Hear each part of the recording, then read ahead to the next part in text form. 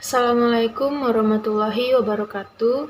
Perkenalkan, nama saya Hoirunisa Nabila Sobrina, NIM 1620210137 dari Fakultas Teknik Prodi Teknologi Informasi. Baiklah, di sini saya akan menjelaskan materi tentang ruang lingkup muamalah. Untuk materi yang pertama adalah ilmu teknik informatika.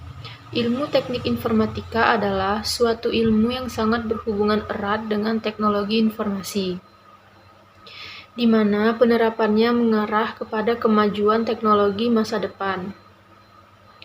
Perkembangan dunia teknologi informasi saat ini sangat cepat karena didorong oleh kebutuhan data dan informasi.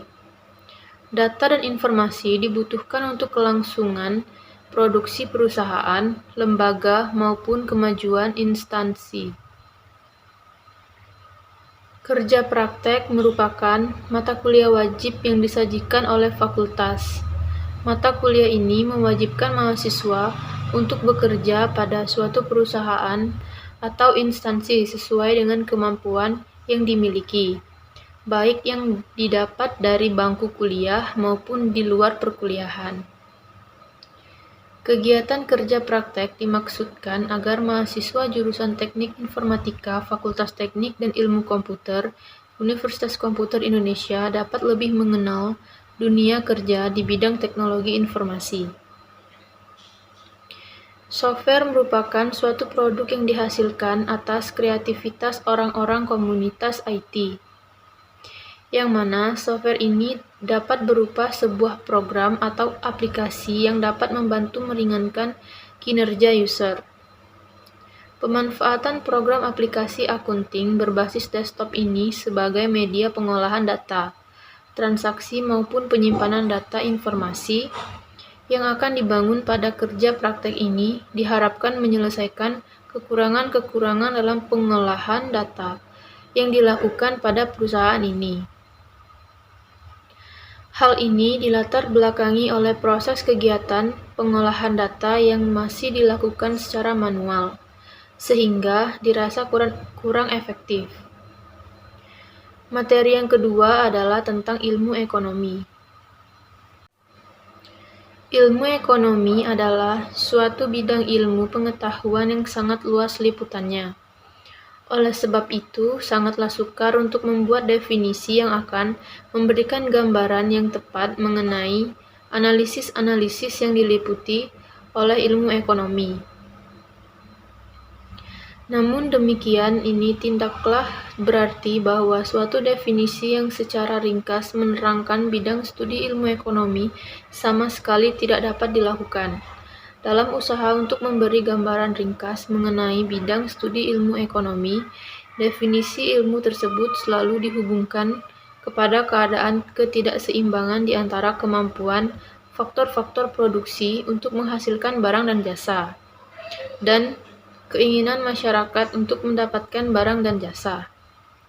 Dalam ekonomi konvensional, kita tidak akan pernah menemukan bagaimana perilaku seorang konsumen apabila ia memasukkan unsur pelanggaran, bunga dan kewajiban untuk mengeluarkan zakat dalam setiap pengambilan keputusan. Karena pelanggaran bunga dan kewajiban membayar zakat adalah sumber bentuk tatanan syariah perilaku konsumsi dalam ekonomi konvensional, hanya pembahasan memperhatikan perubahan-perubahan pada variabel ekonomi, seperti harga dan pendapatan dalam ekonomi konvensional.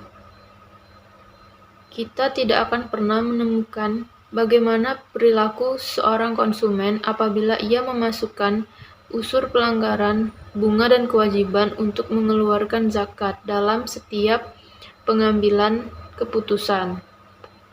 Karena pelanggaran bunga dan kewajiban membayar zakat adalah sumber bentuk tatanan syariah yang tidak semua orang menganutnya, maka pembahasan perilaku konsumsi dalam ekonomi konvensional hanya memperhatikan perubahan-perubahan pada variabel.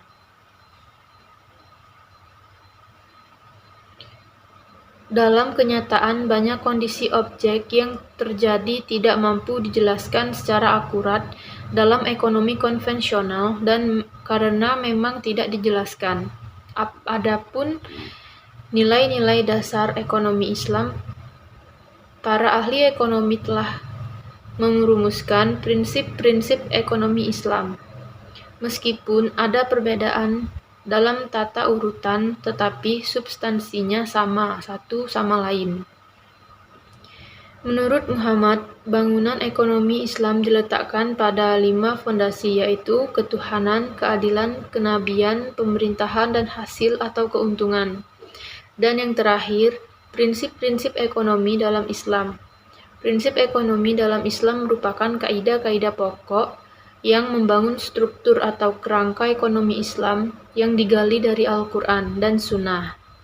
Prinsip ekonomi ini berfungsi sebagai pedoman dasar bagi setiap individu dalam berperilaku ekonomi. Namun, agar manusia bisa menuju falah, perilaku manusia perlu diwarnai dengan spirit atau norma ekonomi Islam yang tercermin dalam nilai-nilai ekonomi Islam. Mungkin hanya itu yang dapat saya sampaikan. Saya akhiri dengan wassalamualaikum warahmatullahi wabarakatuh.